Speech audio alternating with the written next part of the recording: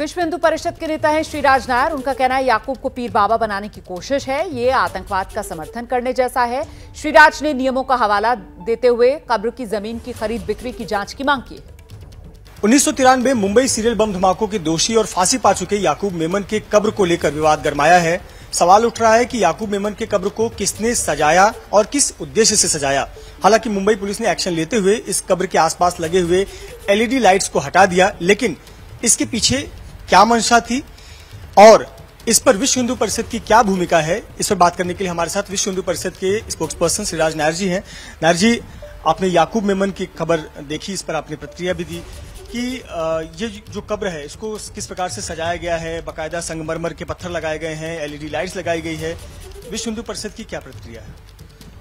देखिए, बड़े दुख की बात है जिस समाज, मैं मुस्लिम समाज के नेताओं की बात कर रहा हूं, हर दम संविधान, देश की न्यायपालिका, इन सब की दुहाई देते हैं, और वहां वो समाज के लीडर्स, मैं पूरे समाज को दोष नहीं दूंगा, पर कुछ जो नेतागण जो समाज की नेतागिरी करते हैं, जो समाज को लीड करते हैं, वो इस प्रकार के घिनौने अपराधी आतंकवादी, जिन्होंने निर्दोष 257 ऑफिशियल रिकॉर्ड में जो दिया है, ऐसे सामान्य नागरिक जो अपनी रोजी रोटी कमाने जिसका निकला हो मुंबई शहर में, जिसका कोई राजनीतिक पक्ष से कोई संबंध नहीं, ऐसे निर्दोष लोगों को बम धमाकों से मार दिया और जिसको देश के संविधान के अंतर्गत जुडिशियल सिस्टम ने फांसी की सजा दी और फांसी हुई, और ऐसे आतंकवादी को महिमा मंडित करने का प्रयास किया जा रहा है, इसको हम बहुत बहुत कड़ी शब्दों में इसकी निंदा करते हैं।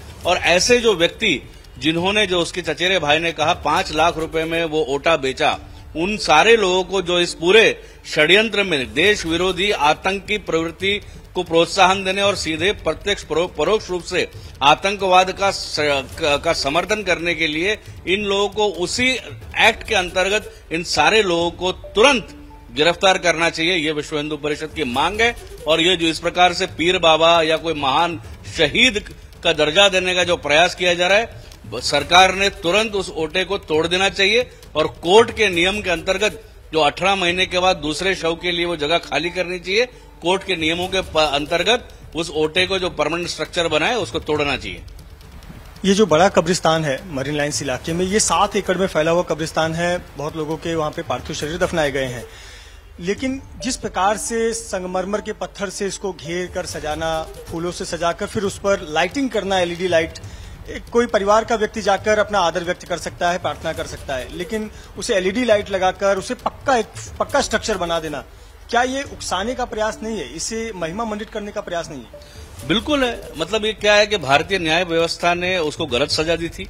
बार बार आप संविधान की दुहाई देते हैं समाज के नेतागण, ये क्या भारतीय न्यायाधीशों ने जो उसको सजा, पूरे ट्रायल चला, यहाँ पे ये देश इतना महान है, कसाब जैसे खूंखार आतंकवादी को भी ट्रायल का मौका मिला, अफजल गुरु को ट्रायल का मौका मिला, और ये आतंकी याकूब मेमन को भी ट्रायल का मौका मिला। ट्रायल होने के बाद पूरी तरह से जब ये तय हो गया कि यही वो अपराधी है जिसने निर्दोषों को बम धमाकों से मारा, उसको फांसी की सजा दी, उसकी कब्र के ऊपर इस प्रकार से महिमा मंडन करना या मार्बल से स्ट्रक्चर बनाना, ये प्रत्यक्ष रूप से या परोक्ष रूप से आतंकवाद का सीधे समर्थन करना ही दिखता है। इन सब को देश के कड़ी से कड़ी जो एक्ट है, terrorism act, anti terrorism act, उसके अंतर्गत इनको सबको गिरफ्तार करना चाहिए।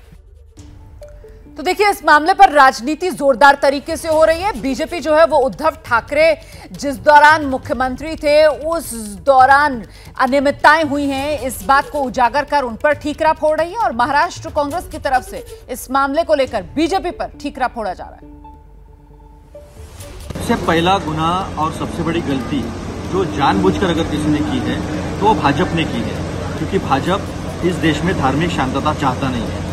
यूपीए सरकार में 2 कुख्यात आतंकवादियों को फांसी दी गई थी, एक था अफजल गुरु, दूसरा था कसाब, लेकिन उनकी बॉडियां उनके परिवारजनों को नहीं दी गई, उन्हें निश्चित स्थल पर दफनाया गया। जो भी है, अमेरिका के सील कमांडोज ने जब ओसामा बिन लादेन को मारा, उसे समंदर के अंदर गाड़ दिया गया।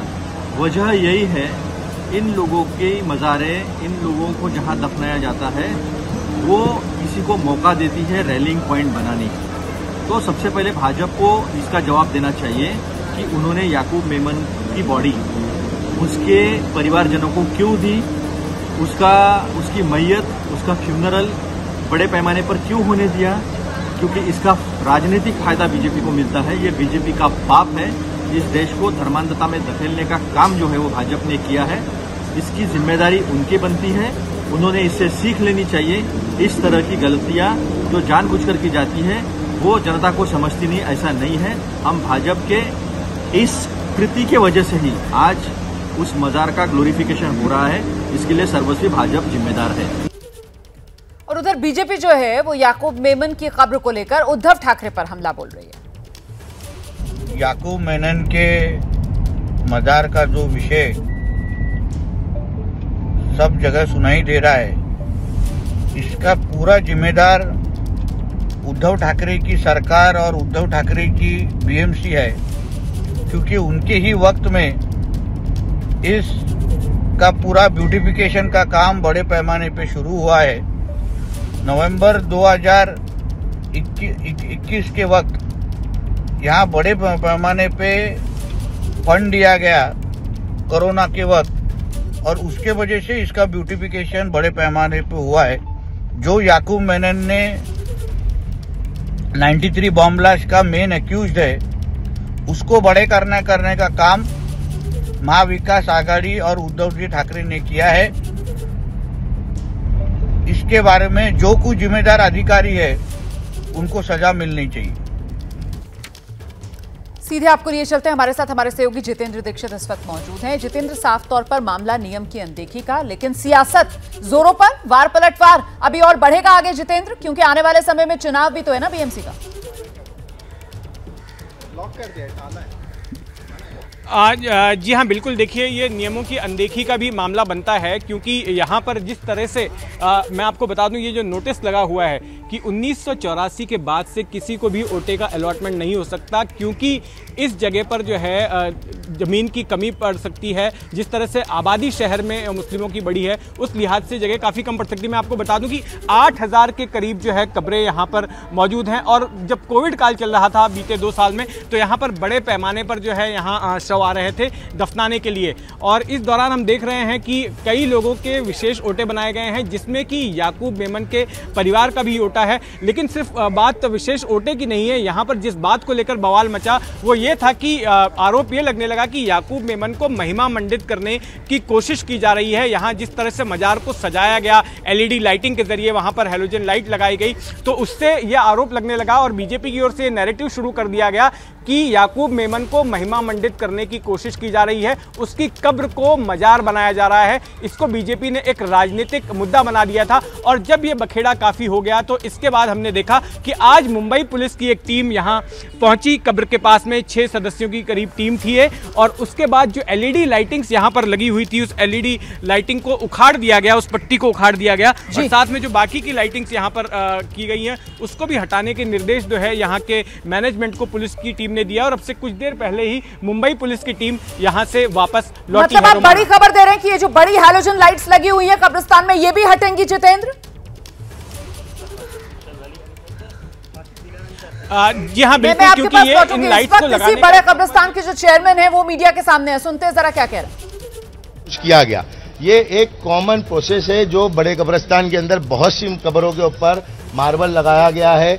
और ये जो लाइट वाली वीडियो आप लोग देख रहे हैं, ये बड़ी रात के टाइम पे, जो शबे बारात के वक्त पिछले 3 साल में कोविड के वजह से नहीं हुआ था, ये मर्तबा पूरे कब्रिस्तान को, सिर्फ बॉम्बे के बड़े कब्रिस्तान को ही नहीं, पूरे बॉम्बे के कब्रिस्तान के अंदर ये सुविधा की गई थी कि हम जब हमारे मरहूमीन के लिए आते हैं तो उनके लिए, उनके खुशी के लिए, उनकी ईद के तौर पर हम मनाते हैं।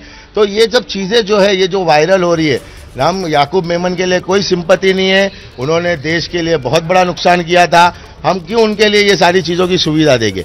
दूसरी बात, उस याकूब मेमन की कब्र के अलावा उसके अंदर 17 कब्रें, आप लोगों ने अगर जाके देखा होगा, और नहीं देखा होगा तो आप लोग जाके देखें, कोई पर्टिकुलर याकूब मेमन की कब्र नहीं है और कोई मजार या कोई दरगाह वगैरह बनाने का कोई प्रोविजन नहीं है। वो बाउंड्री के ऊपर पहले ब्लैक कलर का मार्बल था, जिसको निकालकर 5 से 7 साल पहले एक डैमेज हो गया था कि कब्र की मिट्टी बाहर आ रही थी। उसकी वजह से जो भी था, पेड़ का इशू था या जो भी था, तो उसकी वजह से उनके कुछ दूर के रिलेटिव है, उन्होंने एप्लीकेशन फाइल करने के बाद में उसको प्रोसेस को कंप्लीट किया।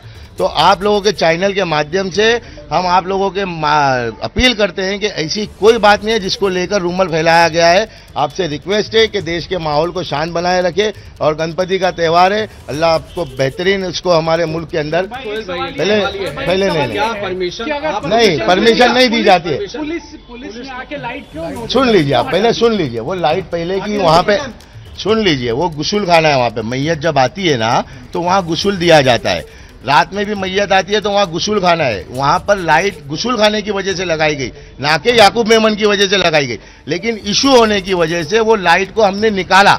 गुस्ल खाने के लिए रात में जब मैयत आती है तो वहाँ पर जब मैयत को गुस्ल दिया जाता है तो अंधेरा रहता है, क्योंकि रिलेटिव वहाँ जमा होते, तो इसलिए लाइट लगाई गई, ना कि याकूब मेमन।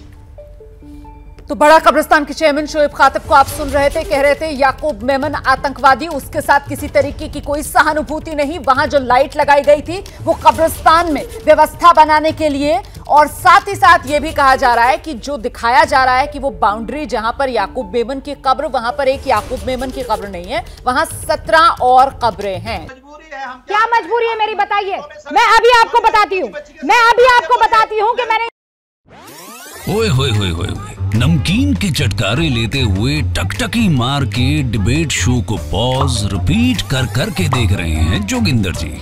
इनकी तरह आप भी देखें अपनी फेवरेट डिबेट्स को रिपीट कर, और डाउनलोड कीजिए एबीपी लाइव ऐप अपने स्मार्ट टीवी पर।